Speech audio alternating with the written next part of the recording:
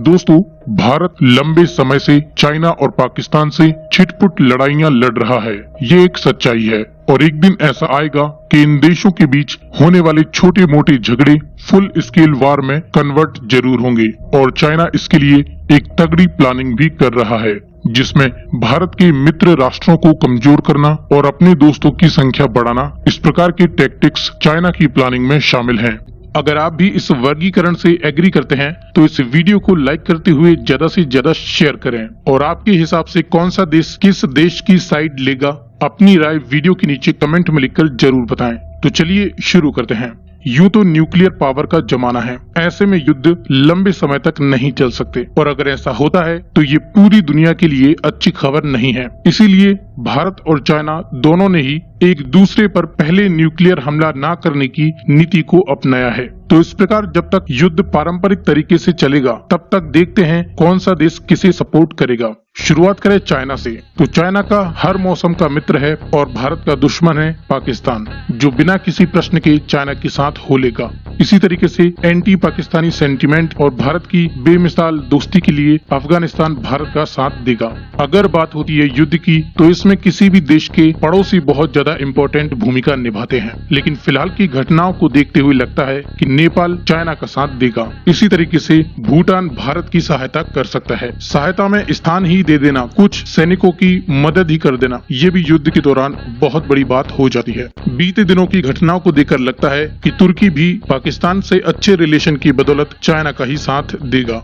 लेकिन इसका बड़ा विकल्प भारत के पास इजराइल के रूप में मौजूद है, जिसने पहले भी भारत का साथ दिया है और इसके हालात लगभग भारत जैसे ही हैं। ये भी अपने पड़ोसी देशों और आतंकवाद से परेशान हैं और बेशक भारत की मदद करेंगे। चाइना को एक और बड़ी पावर इजिप्ट की मदद मिल सकती है, क्योंकि इनके धार्मिक और राजनीतिक संबंध पाकिस्तान से बहुत अच्छे हैं। लेकिन इसका भी बड़ा विकल्प भारत के पास जापान के रूप में मौजूद है। जापान के चीन से संबंध सही नहीं है। जापान ने पहले भी चीन पर युद्ध में जीत हासिल की है और पिछले कुछ वर्षों में जापान और भारत के संबंध बहुत ज्यादा मजबूत हुए हैं। इसके बाद चीन ने जिस प्रकार से पाकिस्तान को अपने साये में लिया है, उसी तरीके से पूरी दुनिया से कटे हुए और विभिन्न प्रकार के घातक हथियारों का परीक्षण करने वाले नॉर्थ कोरिया को भी चीन ने अपनी तरफ मिला लिया है, जो कि चीन के लिए युद्ध में एक बहुत ही बड़ा प्लस पॉइंट साबित हो सकता है। लेकिन जितनी बड़ी ताकत नॉर्थ कोरिया है, उतनी ही बड़ी एक ताकत भारत की तरफ फ्रांस के रूप में मौजूद रहेगी।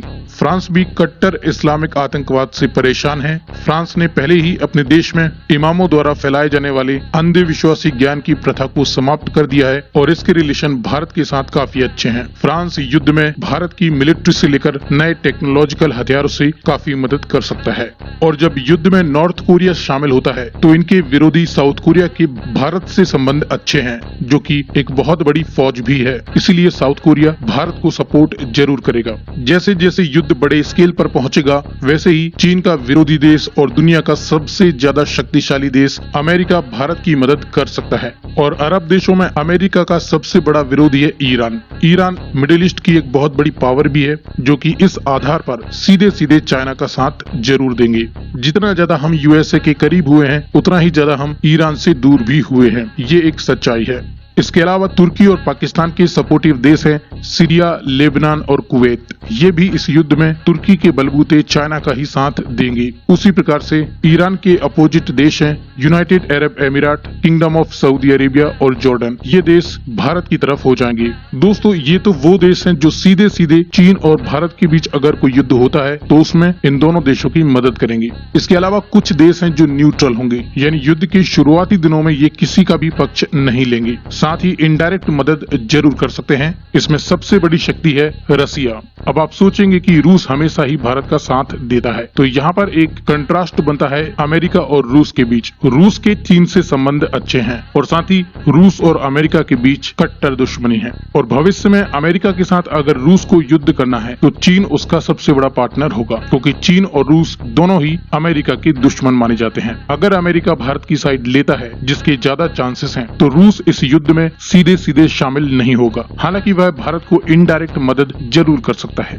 या मौका पड़ने पर दोनों देशों के बीच हालात बिगड़ने पर समझौता भी करवा सकता है। लेकिन एक बात क्लियर है कि रूस भारत के खिलाफ चीन का साथ नहीं देगा। ओवरऑल अगर रूस ने भारत की साइड ले ली तो इस युद्ध का पलड़ा भारत की तरफ झुक जाएगा और इवेंचुअली चाइना को हार माननी ही पड़ेगी। इसीलिए रूस भारत के लिए बहुत ज्यादा इम्पोर्टेंट देश है। इसके अलावा भारत के पड़ोसी बांग्लादेश, म्यांमार, श्रीलंका ये इस युद्ध में सीधे सीधे शामिल न होते हुए समय के साथ चीन की मदद जरूर करेंगे, क्योंकि इन पर चीन अक्सर मदद के साथ अपना कंट्रोल बनाए रखता है। इसके अलावा जर्मनी और यूके अपने इंटरेस्ट के अकॉर्डिंग किसी की भी मदद कर सकते हैं। जर्मनी के जापान के साथ संबंध अच्छे हैं तो हो सकता है ये भारत की मदद कर दें। वहीं यूके के भारत से संबंध सही नहीं है, यकीन मानिए। इसका पता आप महीने भर BBC चैनल देखें, आपको चल जाएगा। इसके अलावा ऑस्ट्रेलिया, साउथ अफ्रीका, यूरोप और मिडिल ईस्ट के कई देश जो कि जियोग्राफिकली काफी दूर हैं, ये इस युद्ध से दूर ही रह सकते हैं।